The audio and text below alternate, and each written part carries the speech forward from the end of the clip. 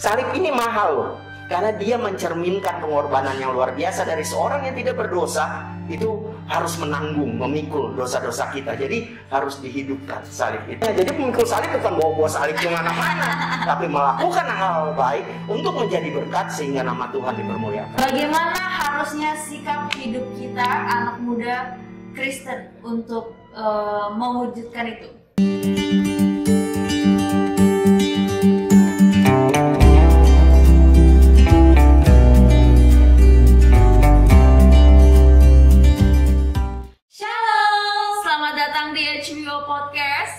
GP Trinitas, bareng kita berdua lagi nih. Akhirnya ada Mars Duwiri. Asik, ini udah episode ketiga loh nih. Iya, ternyata nggak kerasa ya. Nggak kerasa. Kita udah masuk ke episode ketiga, walaupun yang kemarin bukan gue MC-nya. Tahu, udah sibuk banget, susah cari waktunya. Maaf ya semuanya. Tapi terima kasih udah menyempatkan. Akhirnya bareng malamnya lagi. Iya, kita berdua lagi sekarang. Dan Mars, lo sekarang udah belum sih kalau misalkan kita dikit lagi ternyata udah mau Maret, terus udah mau April gitu. Iya, ini udah masuk Prapaskah ya? Benar banget. Ayo, rekan-rekan pemuda udah pada tahu belum nih atau udah ngeh belum nih kalau misalkan kita udah mau menyambut Paskah lagi? Kayaknya banyak yang belum deh, karena udah hari aja udah kadang-kadang lupa. Benar banget. Dan walaupun memang pastinya kita masih dalam situasi pandemi, kita harus tetap bersyukur nih, karena bersyukur itu penting banget. Walaupun kemungkinan kita akan merayakan Paskah masih online, gak bisa seperti biasanya ya kan? Tapi harus tetap bersyukur, Mas. Betul, guys. Hari ini kita mau ngebahas tentang apa sih? Hari ini kita mau membahas sesuatu yang mungkin agak lebih berat kali ya daripada topik-topik yang sebelumnya nih, dua topik sebelumnya, karena memang udah mau menyambut Paskah. Kita sebenarnya juga pengen tahu arti salib itu sebenarnya apa sih buat anak muda. Aduh, ini gue pengakuan di awal kali. Iya boleh. Gue udah lupa loh jadi itu kayak apa ya? Yang ada di otak gue tuh kayak kalau salib tuh penderitaan Tuhan Yesus, penyelamatan, penebusan dosa, kayak gitu-gitu gitu. Tapi kayak bener nggak ya itu artinya? Daripada kita menerka-nerka kali ya, mending kita langsung aja nih undang bintang tamu kita yang super spesial. Kesayangan anak-anak GP. Siapa lagi kalau bukan Om Johan Tumandung. Halo Om. Apa kabar nih Om? Oh, baik bang. Luar biasa, fantastis, yes. Oh, yes. Harus sih ya. Semangat pemuda banget itu. Masih. Umur tuh bukan apa-apa gitu. Ada Jadi semangatnya ya Om ya. Iya, setuju. Tadi Yang kesini penting gimana, Om? tua-tua kelingking. Waduh tuh Om, tuh. Makin tua makin good looking. Asik. Dicatat ya semua dicatat ya. Tua-tua kelingking. Om gimana Om? Kesibukannya sekarang? Lancar biasa, saya masih ngurusin UKI, Universitas Kristen Indonesia, dan Rumah Sakit UKI, 2 unit kerja kita di Yayasan UKI. Saya sekretaris Yayasan UKI, sekretaris pengurus. Jadi kita terus meningkatkan kualitas dari UKI dan Rumah Sakit UKI. Lagi sibuk-sibuk banget nih Om ya kalau lagi masa-masa kayak gini berarti. Iya, terutama di rumah sakit, kan kita rumah sakit rujukan untuk pasien COVID. Lalu kemudian bagaimana kita mencari cara-cara kreatif untuk terus meningkatkan kualitas pembelajaran di Universitas Kristen Indonesia. Karena sekarang kan school from home ya, belajar study from home, sehingga harus ada cara-cara kreatif. Juga soal penerimaan mahasiswa baru nanti kan ekonomi juga lagi sulit, tentu banyak hal yang lagi kita pikirin, tapi nggak apa-apa ya, kita tetap aja tersenyum, tetap semangat ya. Senyummu harus mengubah sekelilingmu, jangan sampai sekelilingmu mengubah senyummu. Asik. Quotes of the day. Jadi biasanya quotes yang pertama itu valid. Jadi Maria Mania harus tetap tersenyum untuk mengubah sekeliling. Walaupun nggak kelihatan ya. Kenapa tersenyum? Karena soal mata aja. Kelihatan. Om, sekarang kan udah mulai Prapaskah kan Om? Iya, saya udah pakai baju hitam juga nih, sengaja nih. Aduh, itu dia harus kita karena kita udah hitam. Nah, kita pengen tahu Om lebih dalam tentang salib sebelum kita masuk ke Paskah. Jadi pengantar gitu loh. Iya, oke. Saya salut ya dengan anak-anak Trinitas ini, gerakan pemudanya. Saya salut. Orang lain tuh bicaranya biasanya ringan-ringan soal kerjaan, soal cinta, soal apa. Tapi baru sekali ini saya diajak bicara lebih mendalam soal salib ya. Saya rasa ini menarik. Nah, kita soal salib, saya juga pakai salib. Sebenarnya apa arti salib? Stauros dalam bahasa Yunaninya itu jadi penting buat iman Kristiani kita. Ya, dia bukan sekedar simbol, tapi ada hal-hal penting di sana. Saya bisa jelasin, salib itu adalah sebetulnya cara penghukuman yang paling hina, kejam, dan menyakitkan. Kenapa? Karena biasanya orang yang disalib itu adalah orang yang betul-betul penjahat kelas kakap. Lalu kemudian dia patut disakiti dan dia digantung di atas, lalu kemudian dibiarin mati, darahnya mengucur, terus kemudian orang melihat ke atas itu supaya ada efek jerah sebetulnya. Jadi intinya salib itu pada dasarnya adalah alat hukum yang bersifat kejam, lalu kemudian diperuntukkan bagi penjahat kelas kakap, dan yang ketiga ada efek menyiksa dan efek jerah. Itu salib, stauros artinya. Gitu. Tapi kalau secara Kristiani, Om, arti salib itu seperti apa? Nah gini, ini mesti dijelasin agak sedikit mendalam ya, gitu ya. Tapi jangan ini ya. Saya bawa ini dengan santai aja gini. Manusia itu diciptakan sebenarnya baik adanya. Jadi kita harus kembali lagi ke posisi awal kita sebagai manusia ya. Jadi orang Israel kuno itu di dunia mereka itu selalu melihat kehidupan itu terbagi atas 3 fase ya. Fase pertama adalah yang namanya Shamaim, bahasa Ibrani. Fase pertama, Shamaim itu artinya sorga yang indah gitu. Baru kemudian Eretz itu artinya tanah ya. Kemudian yang ketiga adalah Sheol, neraka ya. Jadi Sheol itu neraka. Jadi Shamaim itu sorga, Eretz itu tanah, bumi yang kita injak ini. Lalu kalau kita mati itu kita akan masuk ke yang namanya neraka, Sheol ya. Kalau kita pergi ke Yerusalem, kita akan lihat masuk Yerusalem ada kayak lembah. Jadi intinya dunia orang mati. Kalau pernah dengar Hades ya, Hades. Nah, Hades itu dunia orang mati juga tuh. Jadi Shamaim, Eretz dan Sheol. Nah, kita itu diciptakan pertama itu sebenarnya indah, bagus dalam konsepsi Allah. Kita mau ditugaskan untuk menata layani bumi. Coba deh, Kejadian 1 ayat 26 sampai 27. Coba kita baca dulu nih. Kalau bicara salib kita mesti mundur juga nih, supaya kita tahu bahwa sebenarnya salib itu kan hukuman bagi ketidaktaatan, ya. Hukuman bagi ketidaktaatan sebenarnya kalau salib itu bicara itu, ya, tidak taat. Jadi konsepsinya adalah tidak taat jadi taat ya. Nanti kita lihat ya, lihat dulu deh, baca dulu. Teman-teman ikut, kalau nggak catat ayatnya, ikut baca ya. Yang 5. Iya. Kejadian 1 ayat 26 sampai 27. Yuk kita baca ya. Nia, Maria. 3, 2, 1 ya. Coba. Berfirmanlah Allah, baiklah kita menjadikan manusia menurut gambar dan rupa kita, supaya mereka berkuasa atas ikan-ikan di laut dan burung-burung di udara dan atas segala binatang melata yang merayap di bumi. Maka Allah menciptakan manusia itu menurut gambarnya, menurut gambar Allah diciptakannya dia, laki-laki dan perempuan diciptakannya mereka. Nah, lihat itu ya. Jadi kita itu diciptakan secitra, segambar dengan Allah. Ini penting nih. Jadi konsepsi dasar kita itu adalah kita ini diciptakan berharga di mata Tuhan. Tujuannya apa? Untuk berkuasa. Dalam bahasa Inggrisnya akan lebih baik ya, stewardship. Jadi kita itu menata layani. Kalau kuasa kan kita, kalau bahasa Inggris lebih enak. Kita bisa bedain stewardship dan ownership. Stewardship itu berarti menata layan, bukan kita yang punya. Tapi kalau owner berarti kita yang punya. Kita mau hancurin dunia bumi ini juga bisa. Tapi Tuhan tidak berkehendak seperti itu. Manusia diciptakan secitra, segambar dengan Allah. Untuk apa? Menata layani bumi. Jadi kita lagi dipersiapkan di level Shamaim. Kita itu ada di atas, ya kan? Makanya waktu kita berdosa, Adam dan Hawa berdosa itu, ingat, langkah Tuhan itu terdengar. Waktu dia mencari Adam dan Hawa, lalu Adam dan Hawa itu lari bersembunyi. Artinya kita ada sama-sama dengan Allah, ya. Baru kemudian Kejadian 1:26-27 ini terganggu, terdistorsi oleh karena datangnya iblis, ya kan? Ya, dengan buah pengetahuan. Jadi yang pertama bikin dosa di dunia itu perempuan atau laki? Nia sama Maria. Maria.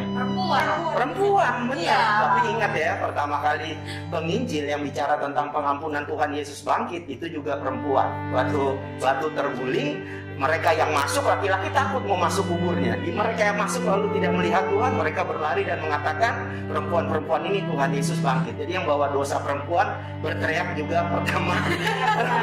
Jadi udah ya clear ya, jangan marah ya ke apa ya, jangan marah ya. Jadi intinya seperti itu, jadi clear, udah kosong-kosong ya. Tadinya laki menang banyak, sekarang udah selesai sama-sama. Nah oke, cuman lakinya juga payah. Lakinya ini kelompok istri, ikatan suami takut istri. Ayo ya, nah jangan ya kalau udah jadi nikah harus jadi. Enggak lah, jangan, nggak boleh. Nah terus intinya datanglah si iblis, dia tawarkan buah, lalu mereka jatuh dalam dosa kolektif. Maka akhirnya itu kita hancur citranya, citra Allahnya hancur. Ya, karena kita nggak bisa dikasih kepercayaan, dibilang jangan makan, kita makan. Makanya yang pertama yang mesti dibereskan nanti adalah ketidaktaatan. Jadi ketika kita bicara salib, awalnya sebenarnya adalah ketidaktaatan. Ya jelas Allah itu murka, Allah itu kecewa. Oleh karena itu kita dihukum, manusia itu dihukum, dibilang bahwa apa? Sakit kalau melahirkan, benar kan?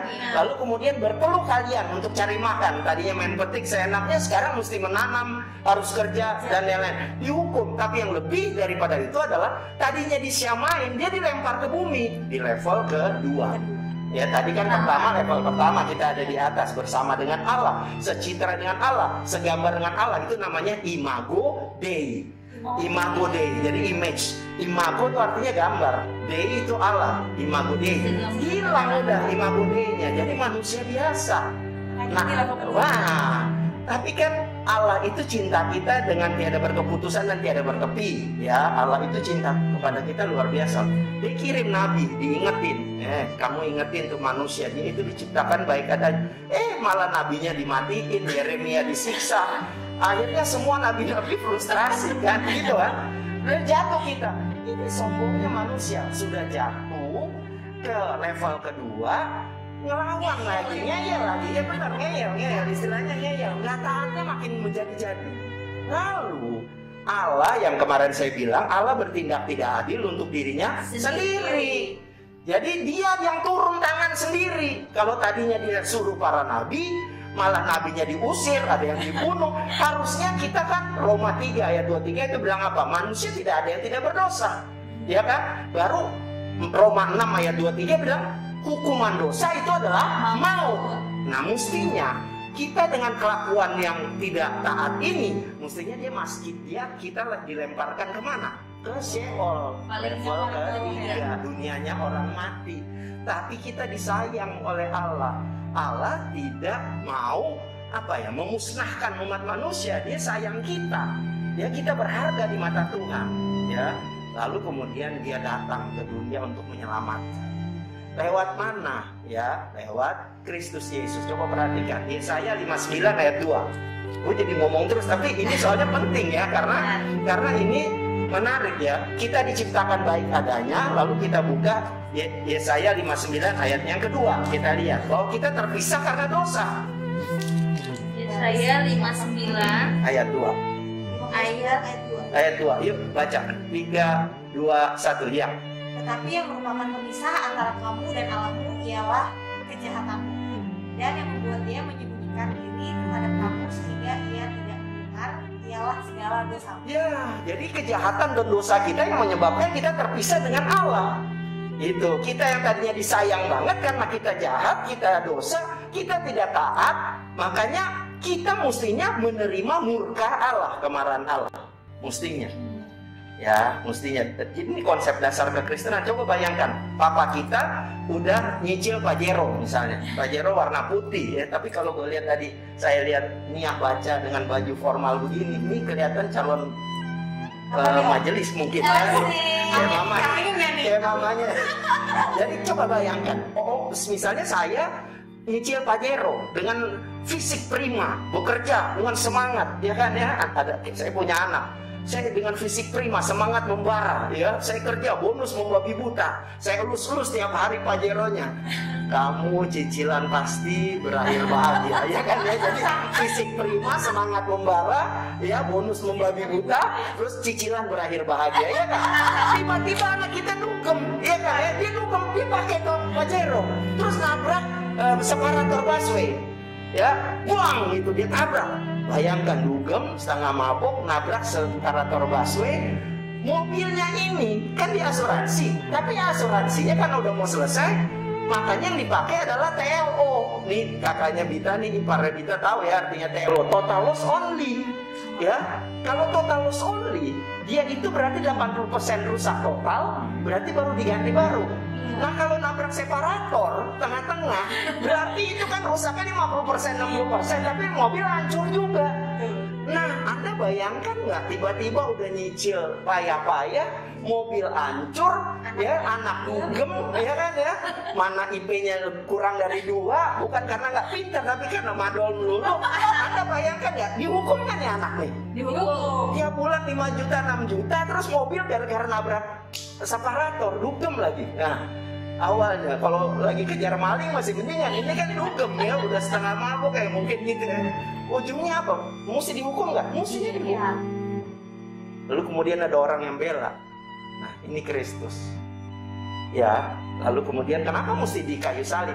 Yesaya 53 ayat 5. Yuk, kita lihat. Karena konsep penebusan itu mesti ada pengorbanan. Yesaya 53 ayat 5. Ayat 5. Ya. Tetapi dia tertikam oleh karena pemberontakan kita. Dia diremukkan oleh karena kejahatan kita. Ganjaran yang mendatangkan keselamatan bagi kita ditimpakan kepadanya. Dan oleh bilur-bilurnya kita menjadi sembuh. Kita disembuhkan. Dia yang menanggung dosa-dosa kita, yang pikul salib kita. Ya, jadi Tuhan Yesus itu datang sendiri. Allah itu datang sendiri. Anaknya harus mati untuk kita. Gitu. Di mana? Di kayu salib yang paling hina. Kenapa? Karena dosa manusia itu udah nggak terhitung. Makanya pakai salib. Salib itu mekanisme penghukuman yang paling hina di saat itu. Lalu kemudian paling kejam. Lalu kemudian paling menyiksa. Kenapa? Karena sekian belas jam, sekian hari mati. Itu dia didiemin aja di atas, diikat tangannya, ditusuk kakinya dengan paku, tangannya dengan paku, darah mengucur, pakai mahkota duri, sakit banget. Itu artinya apa? Bahwa Kristus yang mau naik ke kayu salib karena dia mau menebus kita. Jadi salib itu jadi penting buat kita. Kenapa? Karena disitulah Kristus diangkat. Seperti kayak waktu itu Kristus diangkat, terus orang lihat, dihina, dosa-dosa kita itu ditimpakan kepada dia di kayu salib, lalu dia menimpakan anugerah itu kepada kita. Jadi bayangkan, keadilan Allah bertemu dengan murka Allah. Di situ dinetralisir, disalib. Ya, lalu kemudian kebaikan Allah dalam Kristus itu ditimpakan kepada kita, dikembalikan lagi jati diri kita sebagai makhluk yang paling berharga di mata Tuhan. Tapi kejahatan kita justru ditimpakan kepada Kristus di kayu salib. Jadi itu pentingnya salib, bahwa salib itu merupakan alat ya yang dipakai oleh Allah untuk menyatakan, menggenapi rencana keselamatan Allah dalam hidup kita ini kepada dunia, karena kasih sayang yang begitu besar.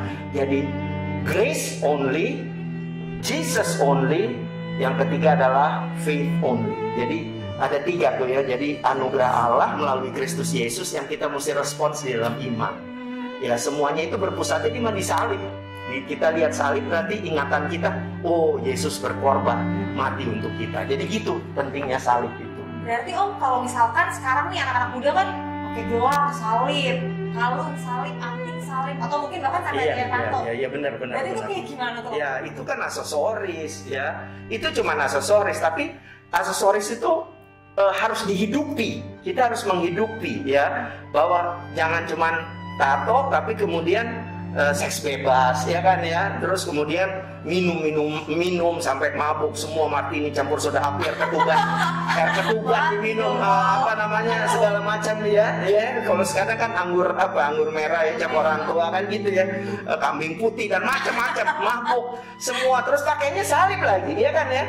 Terus kemudian jadi perek, pakai cabai-cabean, pakai salib misalnya gitu, naik motor bertiga, kaos merah. Nah, gini-ginian kan citra Allah itu kan citra yang baik. Kalau misalnya kita nggak menghidupi salib itu dalam kehidupan kita, kita justru memurahkan keselamatan, menganggap rendah kasih karunia Tuhan. Padahal kita itu mendapatkan kasih karunia yang mahal. Ya, karena darah Kristus itu darah yang mahal. Kasih karunia itu adalah anugerah Allah kepada kita yang sebenarnya tidak layak untuk menerima. Itu kasih karunia. Kita kan sebenarnya nggak layak untuk menerima, ya kan? Karena kita itu berdosa. Mau puasa misalnya, mau puasa, oke. Ikan kakap, ikan patin, mohon maaf lahir dan batin. Besoknya apa? Berdosa lagi nggak? Dosa. Nggak ada manusia yang selamat dengan upayanya sendiri. Itu konsep kekristenan. Tidak ada manusia yang selamat karena upayanya sendiri. Semua karena kasih karunia. Dan kasih karunia digenapi dalam pengorbanan Kristus Yesus di kayu salib gitu. Jadi salib ini mahal loh, karena dia mencerminkan pengorbanan yang luar biasa dari seorang yang tidak berdosa. Itu harus menanggung, memikul dosa-dosa kita. Jadi harus dihidupkan salib itu. Nah, kita pakai aksesoris, itu berarti kita juga udah menjadi citra Allah. Saya pakai aksesoris ini, saya tahu bahwa ini gelang, gelang aja. Saking semangatnya gelang. Jadi saya dilingkari di sini, saya terikat. Karena kematian Kristus, saya harus menjadi saksinya yang kredibel dan kompeten.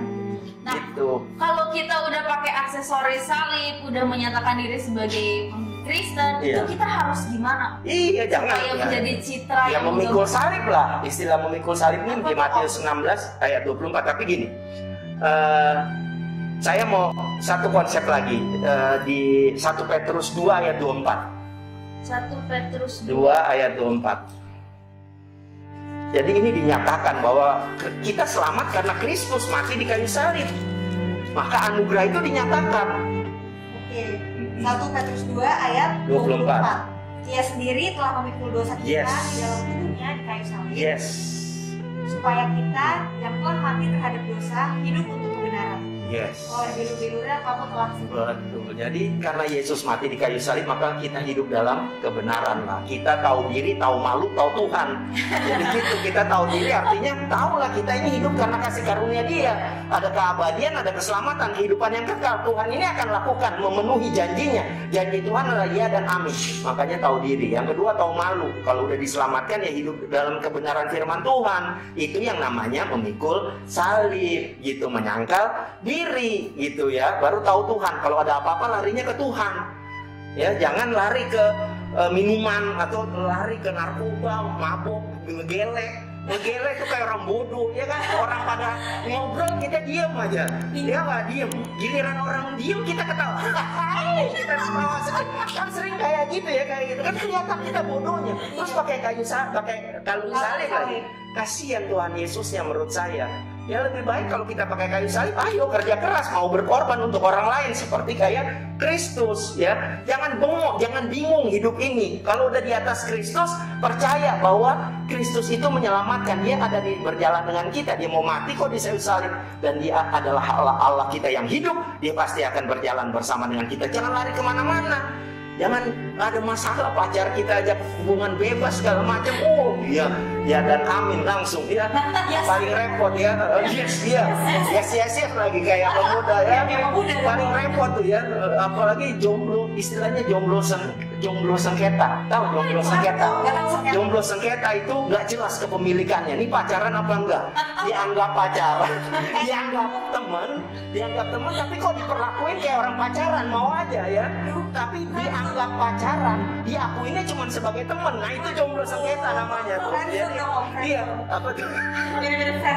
Iya gitu. Iya kan?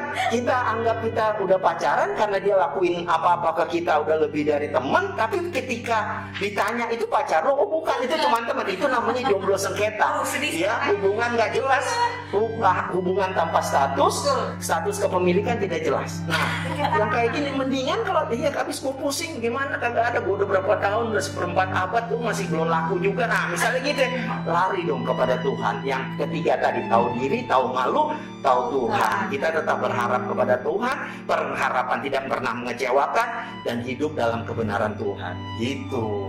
Nah, tadi kamu sempat bilang kalau kita tuh harus memikul salib. Ya. Di keadaan seperti ini, di zaman seperti ini, memikul salib itu yang seperti apa sih di kehidupan kita sehari-hari? Oke, jadi kan Yesus sudah mati di kayu salib ya.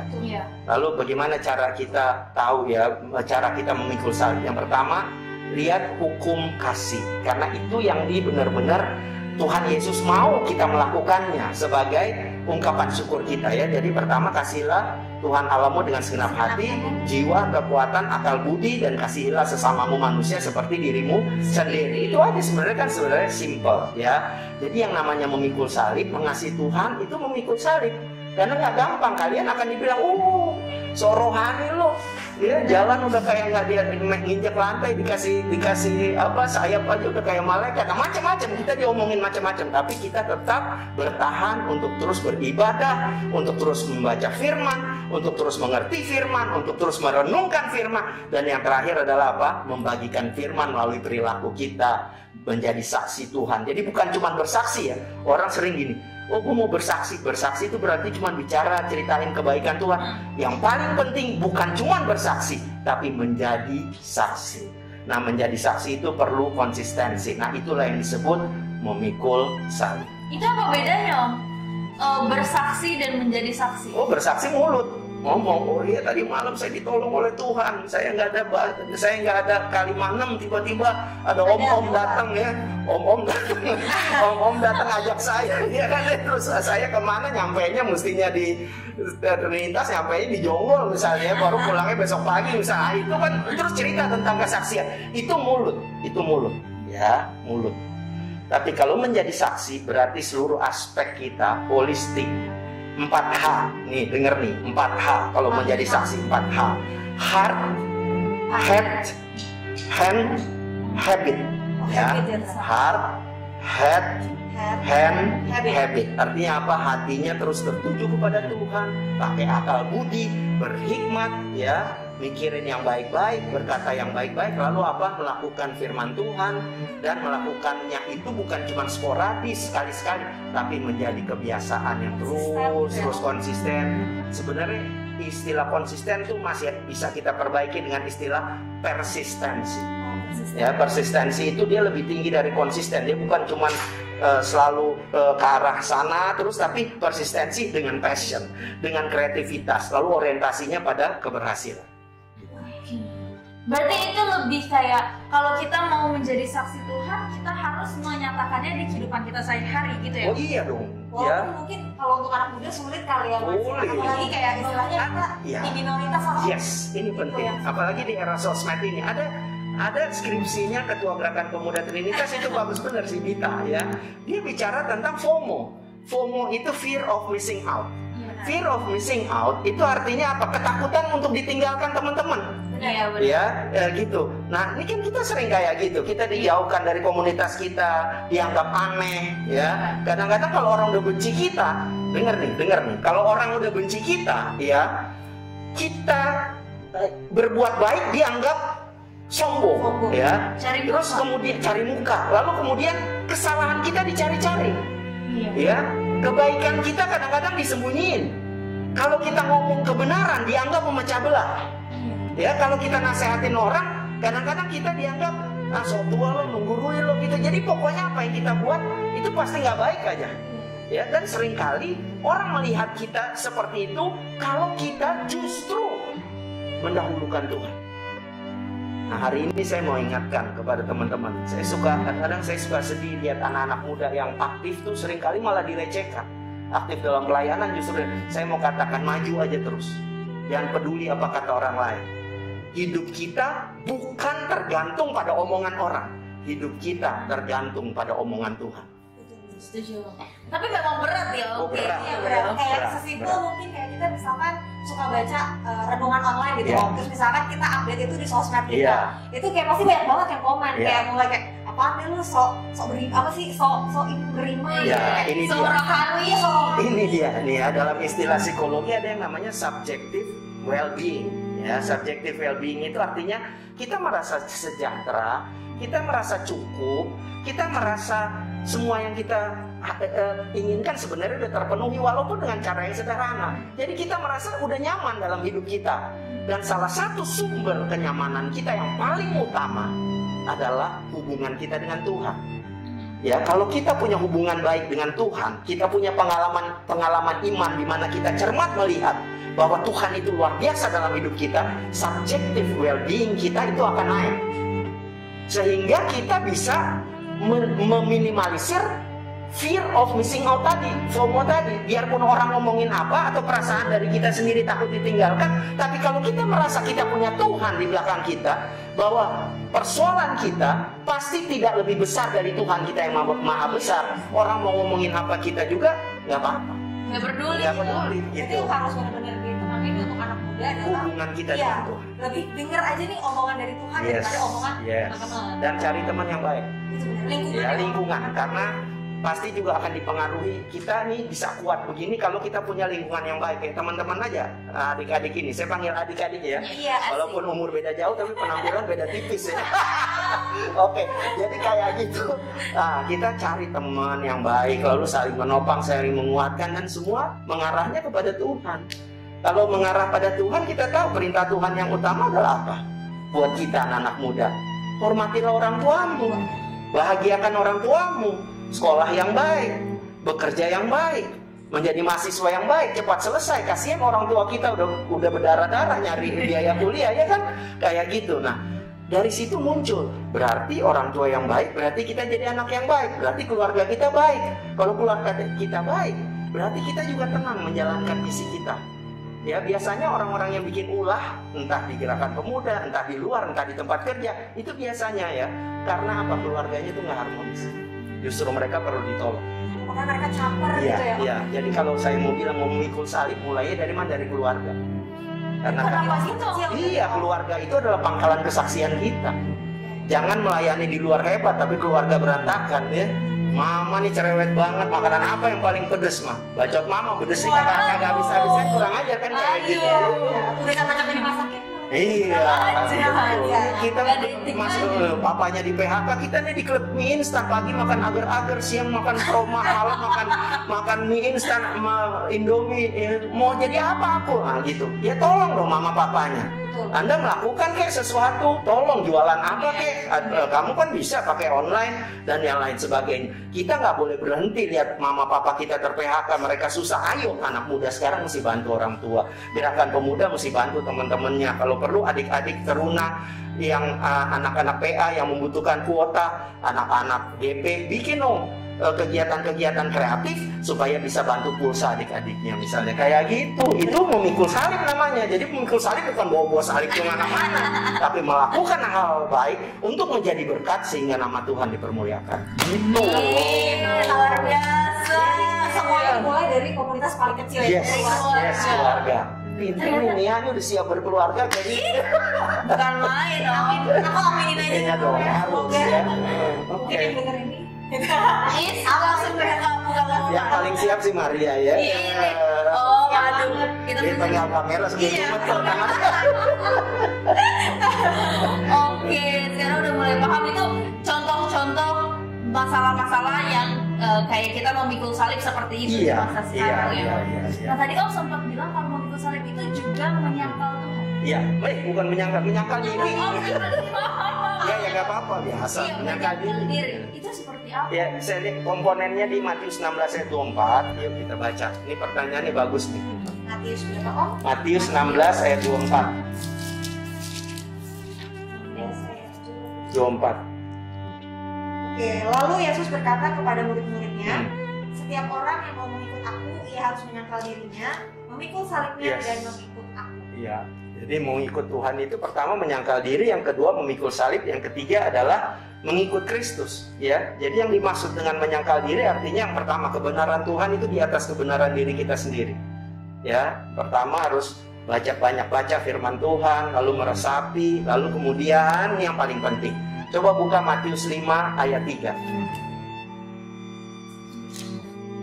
Ini ucapan berbahagia ya. Anda tahu nggak ucapan berbahagia itu disebutnya beatitudes, dari beauty attitude ya, berbahagialah, ucapan orang berbahagia ya. Itu coba Matius 5 ayat 3. Berbahagialah orang miskin di hadapan Allah, karena merekalah yang mempunyai kerajaan. Nah, miskin di hadapan Allah itu bukan miskin berarti kita jadi gembel, bukan. Ini bahasa aslinya miskin ini adalah petokos. Petokos itu bahasa Yunani. Petokos artinya saya nggak punya apa-apa, saya nggak bisa melakukan apa-apa tanpa Tuhan. Itu artinya miskin di hadapan Tuhan. Ya, jadi gitu jadi ketika dibilang menyangkal diri berarti kita merasa nggak punya apa-apa yang bisa kita lakukan, semua hanya bisa kita lakukan karena Tuhan. Wah, tapi banyak banget orang-orang zaman sekarang yang merasa hebat karena dirinya sendiri ya. Iya. Kerjanya keren. Iya. Loh. Makanya betul, itu betul. Kadang-kadang kesuksesan membuat kita mabuk juga kan ya. Kita merasa semua ini karena kita. Kita lupa bahwa semuanya hanya karena kemurahan Tuhan. Ya, jadi yang pertama kalau dibilang menyangkal diri berarti kebenaran di atas kebenaran diri kita sendiri. Yang kedua, ini yang paling penting, imitatio Dei. Kalau tadi kan imago Dei. Imago Dei artinya gambar Allah. Kita diciptakan baik segambar dengan Allah. Tapi kalau imitatio Dei berarti mengikuti jejak langkah Kristus. Ya, mengikuti jejak langkah Kristus. Artinya apa? Kalau kita mengimitatio Dei karena kita sudah menjadi anak-anaknya, anak-anak Tuhan, berarti kita berjalan mengikuti jejak langkah Kristus. Itu namanya imitatio Dei, mengikuti Kristus. Berarti kita jalan mengikuti Kristus. Kita mau berkorban, kita mau mengasihi tanpa batas, ya kan? Nggak usah terus kemudian Kristus itu pintar juga loh. Jangan dipikir kita cuma mengasihi tanpa kepintaran. Pintar juga. Tuhan mau belajar, benar gak? Waktu umur 12 tahun dia bisa berdebat dengan para ahli Taurat, benar gak ya di itu? Artinya apa? Yesus belajar, kita juga mesti belajar. Kalau mau jadi saksi Kristus dalam konteks generasi muda, jangan pernah berhenti belajar. Bahasa Inggris mesti penting, ya. Itu penting banget. Papa father, mama mother, kakak father, adek deder, keluarga kalender. Nah ini nggak bakalan bisa maju yang begini. Ini lagi dengerin serius-serius di NTT Maria misalnya. Sekarang kan Sumba kan itu nomor 1 ya. Sekarang kan hotel nomor 1 sekarang ada di Sumba, di mana? Di ya kan? Di ini itu.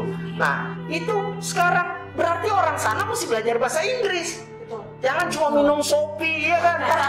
Entar turis datang di Sumba mabuk.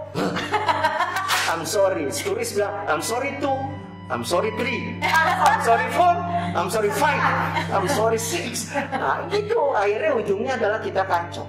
Ya, terus belajar IT, harus belajar IT. So ada email ngana, sudah mari kita jual. Nah ini yang kayak gini yang bikin rusak. Ya, jadi IT belajar, bahasa Inggris juga belajar, tingkatkan kemampuan, tingkatkan kompetensi, tingkatkan hubungan kita dengan Tuhan dan jadilah berkat.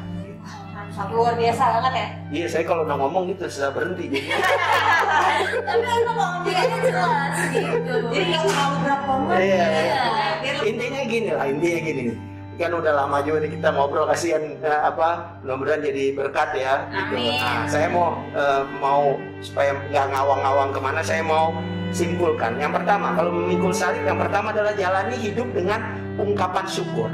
Jadi yang pertama adalah gratitude, grateful attitude.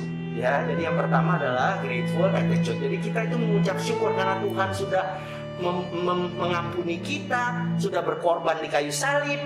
Dia sudah disiksa sedemikian rupa sampai mati lagi, terus dibangkitkan. Kita mesti ingat bahwa kita diselamatkan oleh darah yang mahal, makanya kita mesti bersyukur. 1 Tesalonika 5 ayat 16 sampai 18 itu jadi penting ya. Coba kita lihat. Jadi yang pertama, syarat pemikut salib itu jiwa kita tuh selalu bersyukur. 1 Tesalonika 5 ayat 16 dan 18. 1 Tesalonika 5 ayat 16 sampai 18. Yuk kita lihat ya. Oke. Bersukacitalah senantiasa. Yes. Tetaplah berdoa. Tetap berdoa. Mengucap syukurlah dalam segala hal. Itulah yang dikehendaki Allah dalam Kristus. Yes. Jadi pertama apa? Bersukacita. Ya, tersenyum. Tadi saya udah bilang senyum kita harus mengubah sekeliling kita. Jangan sampai sekeliling kita mengubah senyum kita. Berarti kita kalah sama lingkungan kita ya. Kita harus jadi jari jemari Tuhan untuk menghadirkan kebaikan bagi banyak orang yang kita temui. Yang pertama, bersukacita, bersyukur, dan berdoa. Ya, jadi hati kita tuh mesti bersukacita. Yang kedua adalah tadi Matius 16 ayat 24, yaitu memikul salib, menyangkal diri dan mengikut Dia. Gitu artinya apa? Kita menjadikan firman Tuhan sebagai yang nomor 1 dalam hidup kita. Apapun yang terjadi kita mesti tahu bahwa yang Tuhan lakukan itu yang terbaik dalam hidup kita. Walaupun kayaknya misalnya kita pacaran beda iman ya, misalnya Ya udah, tapi ingat deh kalau gue udah kawin, kita kawin aja beda agama. Ntar kalau udah punya anak paling juga dia ikut gue. Nah lihat nih kayak gini, kita permisif. Ya kita permisif, padahal sebenarnya kita nggak boleh kayak gitu. Bahwa Tuhan mau kita mendirikan keluarga kita nanti, Nia, si Maria, nanti kita harus ada dalam satu iman, ya kan? Nah berarti apa? Kita harus berani untuk bilang, kalau kamu tidak mau ikut saya, kita bubar, kita stop. Nah itu artinya menyangkal diri mengikut Yesus. Walaupun berat ya, ini kan cinta ya, cinta. Tapi kita mesti lebih mencintai Tuhan ketimbang manusia. Ya kedua. Jadi yang kedua memikul salib. Yang ketiga adalah tekun membaca firman Tuhan. Karena itu paling penting. Yakobus 1 ayat 25. Yuk kita buka. Yakobus 1 ayat 25. Lihat ini penting. Itu juga susah sih ya kan Om? Ya, apalagi susah. untuk anak muda. Mana Yakobus? Yakobus 1 ayat 25. Ayat 20. Ayat 25. Yuk kita baca. Tetapi barang siapa meneliti hukum yang sempurna, yaitu hukum yang memerdekakan orang, betul. Dan ia bertekun di dalamnya. Tekun. Jadi bukan hanya mendengar untuk bukan cuma mendengar, tetapi sungguh-sungguh melakukan firman. Ia akan berbahagia oleh karena perbuatannya. Gitu. Jadi kalau kita tekun membaca, merenungkan, melakukan firman, percaya kata janji Tuhan ini bahwa kita akan berbahagia. Jadi yang ketiga, yang pertama tadi apa? Mengucap syukur, ya, grateful attitude. Yang kedua apa? Memikul salib. Yang ketiga adalah apa? Tekun membaca firman Tuhan. Yang keempat, transformasi diri, ya. Jangan lupa Roma 12 ayat 2 tuh, jangan ikut dunia, tapi kita harus mentransformasi diri kita untuk terus seperti Kristus mentransformasi salib yang paling hina, kejam dan menyakitkan itu menjadi kemuliaan yang luar biasa. Ya, artinya kita jangan menyerah dengan keadaan kita. Ya, mungkin kita susah sekarang, tapi kita tahu bahwa Tuhan merancang yang terbaik buat kita, masa depan kita. Kan begitu. Jadi kita terus jangan menyerah, ya. Jangan mengeluh. Ya gara-gara lu. Itu kebiasaan, kayaknya kebiasaan banyak orang. Iya, ngeluh. Dikit-dikit ngeluh. Ngeluh, baru jomblo aja ngeluh. Ya karena lu, gue jadi solo player. Nah, misalnya, padahal jomblo itu kan single tapi elegan, ya kan ya? Kalau sudut pandang kita tentang jomblo baik, mau jadi jomblo juga nggak apa-apa. Tapi kalau FOMO tadi, fear of missing out, temen-temennya udah punya pacar, kita belum punya, terus kita menyalahi diri kita sendiri, marah-marah, nah akhirnya kita jadi rusak. Kita malah jadi jual murah nanti, ya kayak Ramayana diskon 70%. Gitu. Nah biasanya kalau udah lagi diskon itu kita mau aja melakukan segala sesuatu. Laki-laki ini kan otaknya jahat. Ya, lonceng bukannya lonceng kalau belum dibunyikan, lagu bukannya lagu kalau belum dinyanyikan, cinta bukannya cinta kalau belum dibuktikan. Nah itu yang bahaya. Nah itu, jadi jangan mau dalam nama Tuhan Yesus pergi kamu. Gitu. Saya akan menyerahkan semuanya ketika kita sudah selesai beribadah pemberkatan di gereja. Begitu. Oh iya. Tapi emang harus, berarti kalau untuk memikul salib, untuk menyangkal diri itu berat. Tapi ingat, bukankah Yesus mengorbankan dirinya di kayu salib? Pengorbanan dia buat kita udah luar biasa. Kita juga berkorban lah. Dan kayaknya pengorbanan dia tuh melakukannya segampang itu. Iya, dia bisa aja, dengar baik nih ya, ini penting. Dia bisa aja. Saya ambil contoh, misalnya ada anaknya Bill Gates. Bill Gates saya tahu ya, punya Microsoft ya. Dia minta komputer. Aku minta komputer 10 dong. Bill Gates kasih nggak kira-kira? Kasih lah. Orang dia yang punya. Ya, gampang. Kalau Kristus Yesus Tuhan kita bilang, Bapa, boleh nggak aku berhenti di sini? Saya menghentikan misi ini. Karena di depan saya ada salib, saya udah ngebayangin tangan saya sakit banget, dipukul, ditusuk, di ini. Waktu dia lagi disiksa, dia bisa dong bilang, Pak, aku stop deh, aku udah gak tahan nih. Tapi bukankah karena kesetiaannya, karena pengorbanannya, dia mau mati di kayu salib. Nah kenapa kita gak mau berbuat sedikit, tahan kita punya ego untuk Tuhan, supaya kita bisa jadi saksi Tuhan. Gitu. Kalau kita udah tahu bahwa Tuhan Yesus mati buat kita, kenapa kita tidak menghentikan sedikit ego kita? Toh kita masih banyak peluang untuk mengembangkan diri, kan gitu. Jadi nggak berat kok. Nah, seperti kata Yesus, ini penting. Di Matius 26 ayat 39. Yuk kita buka Matius 26 ayat 39. Coba. Ini kalimat kunci nih, Maria sama Nia. Ini kalimat kunci. Kalau bicara soal berat, coba perhatikan apa yang Tuhan Yesus lakukan. Kan kita mau mengimitasi Dei ya, imitasi Dei. Lihat, ikuti apa kata Yesus. Matius 26 ayat 39. Yuk. Maka ia maju sedikit, lalu sujud dan berdoa. Katanya, ya Bapakku, jikalau sekiranya mungkin, biarlah cawan ini lalu daripadaku. Tetapi janganlah seperti yang kukehendaki, melainkan seperti yang Engkau kehendaki. Ngerti? Berat nggak? Iya. Berat. Tuhan Yesus tuh waktu itu udah berpeluh, keringatnya mengucur seperti darah. Sama seperti kita. Lagi sedih ya. Kita kan, iya kan? Ini berat. Bentar lagi gue disalib, ya kan? Lalu apa doanya? Bapa, kalau boleh, ya, kalau boleh, cawan ini berlalu. Kalau boleh, jangan saya disalib nih. Tapi coba perhatikan, tiba-tiba kesadarannya pulih kembali. Tetapi, ya biarlah kehendak Bapa yang jadi. Itu menyangkal diri. Masa-masanya Tuhan lagi sedih banget. Iya, waktu mau ditangkap ini. Ini waktu mau ditangkap. Ya, ada satu kalimat dalam bahasa Latin yang sangat terkenal. Fiat voluntas tua. Sekali lagi ya, fiat voluntas tua, yang artinya adalah kehendak Bapa yang jadi dalam hidupku. Jadi biarpun berat, dia tetap memikul salib. Nah, tindakan dia ini untuk memikul salib, mengikuti apa kata Bapaknya, menuntaskan misinya, itu harus jadi inspirasi buat kita. Bahwa kita juga sebagai orang-orang yang diselamatkan mesti melakukan yang terbaik untuk kemuliaan nama Tuhan, apapun resiko. Paham. Sekarang kita lebih Jadi itu pentingnya salib ya, simbol semua pengorbanan, ketaatan, ketuntasan, itu salib. Oke. Berarti ini last question, Om. Pertanyaan terakhir. Bagaimana harusnya sikap hidup kita anak muda Kristen untuk mewujudkan itu? Semuanya tiga tadi. Ya, kesadaran ya. Pertama kesadaran bahwa hidup kita karena kasih karunia ya. Tadi bahwa kita nggak layak tapi dilayakkan, diperkenankan untuk berpaut kembali dengan Tuhan. Terjadi penebusan, terjadi rekonsiliasi. Jadi yang pertama kesadaran itu, kesadaran iman namanya, itu kesadaran iman ya. Yang kedua konsistensi dan persistensi ya. Kita tahu bahwa kita diciptakan untuk jadi berkat, jadi buku Kristus yang terbuka di tengah-tengah masyarakat. Termasuk GP Trinitas itu diciptakan ada untuk jadi berkat di tengah persekutuan, tapi juga di tengah-tengah masyarakat ya. Itu mesti disadari. Lalu yang ketiga, berarti kita mesti punya prioritas-prioritas ya kan, tetapkan. Saya selalu bilang vision without action is only a dream ya. Action without vision is wasting time. Jadi kalian harus membuat prioritas-prioritas dalam hidup kalian.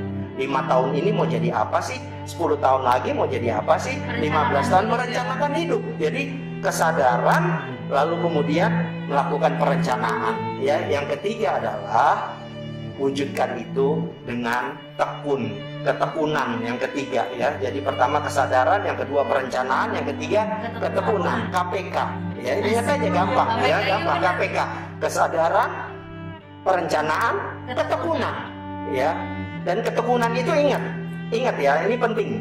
Ada 2 tipe binatang yang bisa kita contoh. Yang pertama ulat itu lembek, ulat itu lunak, ulat itu lamban. Tapi apakah pernah ulat berjalan mundur? Tidak pernah ya. Ulat akan terus maju. Kita juga begitu, memikul salib, menyangkal diri, harus maju terus untuk terus mengikuti Yesus. Yang kedua, apa yang kita contoh? Ayam ya. Ayam itu kalau lagi kejar sesuatu dia lari. Kalau ada tembok dia langsung belok. Cepat banget ayam itu. Iya. Ya. Nah, artinya iya, coba diperhatiin dia ini nggak kayak ulat. Kalau ulat dia berhenti gitu kan. Nah, dia pelan-pelan. Kalau ini cepat, kreatif itu artinya. Nah, persoalannya kapan kita berlaku seperti ulat, ngotot terus, kapan kita bersikap kreatif, ya kan? Seperti ayam. Kita bisa belok tapi tujuan kita tetap tercapai. Kata kuncinya di mana? Berarti kita mesti punya hubungan yang baik dengan Tuhan supaya Tuhan kasih hikmat sama kita. Sehingga kita bisa membedakan mana yang baik, mana yang buruk, membedakan mana yang terbaik untuk kita tempuh mewujudkan cita-cita kita. Itu udah menjawab semua sih penjelasan. KPK ya, ingat ya, kesadaran, perencanaan, ketekunan. Itu intinya teman-teman guys, intinya. Kalau tadi mungkin ya dicatat apa? Padahal saya baru dapat hari ini kan. Gak apa-apa. Baru tadi ngobrol apa ya, KPK aja. Ngobrol kan? Iya ya gini. Kalian bisa menambah sesuatu juga loh di dalam benak saya. Ini bisa saya bagikan di mana lagi KPK ini ya. Mantap. Itu teman-teman ya, berarti udah dapat penjelasan dari arti salib itu seperti apa, pikul salib seperti apa, menyangkal diri seperti apa, dan gimana nih caranya kita sebagai anak muda untuk tetap punya vision untuk Tuhan aja gitu. Iya, kita harus bikin apa sih di tengah-tengah keadaan seperti ini. Tapi ingat yang terakhir ya, cari teman yang baik ya. Kita juga jangan aneh gitu. Iya, jangan aneh. Gak apa-apa, bukan berarti nggak boleh dugem. Dugem gak apa-apa. Ya sampai kita lagi di diskotik misalnya, kita maju, teman-temannya pada jogging ya, nggak lagi gini kita megangin tas teman. Oh iya kan, mintanya susu ya, minumnya susu, sirup, ya nggak ada di situ ya kan ya. Tetap aja Coca-Cola, turun, jogging biasa. Tapi kita tahu jangan mabuk ya kan ya, jangan keseringan ya kan, jangan lewat tengah malam kan gitu. Berarti kita boleh. Iya, asalkan kita tahu diri, tahu malu, tahu Tuhan.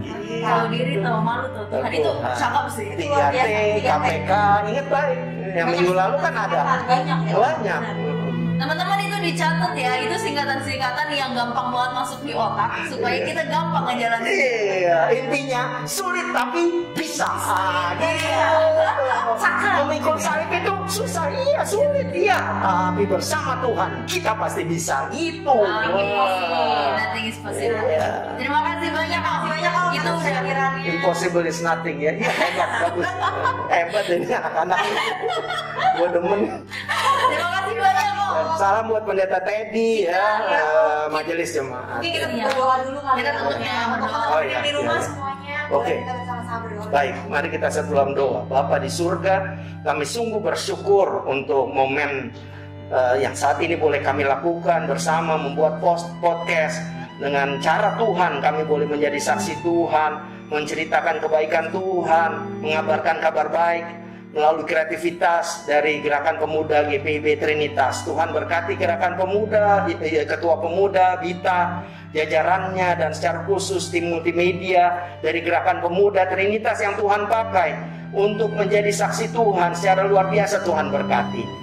Kami berdoa juga untuk setiap anggota Gerakan Pemuda yang saat ini sedang studi sebagai mahasiswa ataupun sudah bekerja, diberkatinya karier mereka, diberkatinya pekerjaan mereka, diberkatinya studi mereka, sehingga mereka boleh selesai tepat pada waktunya, karier mereka semakin menanjak, dan pada akhirnya mereka boleh mendapatkan jodoh yang seiman, dan mereka membangun keluarga yang baik. Bahkan keluarga akan menjadi pangkalan kesaksian dengan siapapun mereka berinteraksi dengannya. Nama Tuhan semakin dipermuliakan. Terima kasih Tuhan, berkati orang tua mereka dimanapun mereka berada. Kalau ada anak perantauan di Trinitas, Tuhan memberkati. Bagi mereka yang masih serumah, biarlah Tuhan memberkati orang tua kami yang sudah membesarkan kami dengan air mata dan keringat. Tuhan memberkati profesi orang tua kami. Tuhan memberkati mereka sehingga mereka mendapatkan rezeki yang halal, boleh menghidupi kami pribadi lepas pribadi. Tapi yang paling utama Tuhan, biarlah rumah tangga kami, keluarga kami boleh menjadi mesbah persembahan yang baik di mata Tuhan. Terima kasih banyak Tuhan. Kami berdoa untuk orang tua yang sakit, terutama yang terpapar COVID-19. Biarlah di dalam nama Tuhan Yesus mereka disembuhkan, karena kami percaya COVID-19 adalah nama penyakit, tapi kami punya Tuhan Yesus, nama di atas segala nama. Terima kasih Tuhan. Kami akan berpisah satu dengan yang lain. Biarlah kami terus diikat dengan ikatan damai sejahtera Tuhan, dan pada gilirannya Tuhan terus memakai kami, tenaga kami secara luar biasa di usia muda kami ini, sehingga walaupun kami muda usia, tapi kami dewasa di dalam iman. Bahkan kami boleh menjadi jari jemari Tuhan untuk menghadirkan kebaikan Tuhan dimanapun kami diutus. Dalam nama Tuhan Yesus, Pemuda Agung, kami sudah berdoa, memohon dan mengucap syukur kepada Bapa di surga. Amin. Terima kasih banyak. Terima kasih banyak, Maria. Kita closing bareng-bareng. Ya. Teman-teman, terima kasih sudah menonton video ini dari awal sampai akhir, dan semoga pesannya dapat, pesannya tersampaikan, baik dan bisa aplikasikan juga ya. Betul, harus dong diaplikasikan ya. Ingat singkatan-singkatan yang tadi. Jangan lupa untuk nonton episode berikutnya. Betul, karena masih seru-seru banget. Itu lagi, kita akan ngebahas ketakutan anak muda. Itu banget. So, thank you semuanya udah nonton episode ketiga kita bersama Om Johan. Teman-teman jangan lupa juga di like, comment, subscribe. Oke. Dan